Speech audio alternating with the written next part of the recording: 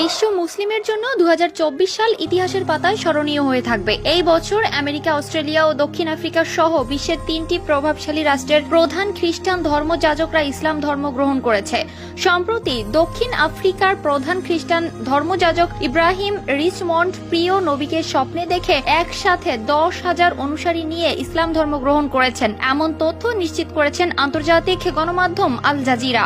Ibrahim Richmond নামের এই খ্রিস্টান পাদ্রী 10 বছর ধরে দক্ষিণ আফ্রিকার এক বিশিষ্ট গির্জার দায়িত্বে ছিলেন, যার অনুসারীর সংখ্যা ছিল 10 লাখ। অথচ তিনি নিজে ইসলাম ধর্ম কবুল করে মুসলিম হয়েছেন। ইসলাম ধর্মের প্রতি এমন আগ্রহ ও ভালোবাসা দেখে সৌদি যুবরাজ মোহাম্মদ বিন সালমান ওনাকে প্রতি বছর রাজকীয় সম্মানে হজ পালনের জন্য বিশেষ সুবিধা প্রদান করেছেন। তিনি এখন একজন ইসলাম প্রচারক, বিভিন্ন দেশে গিয়ে ইসলামের দাওয়াত দিয়ে থাকেন। এর আগে তিনি খ্রিস্টান ধর্মে থাকতে হাজারো মানুষকে খ্রিস্টান ধর্মের দিকে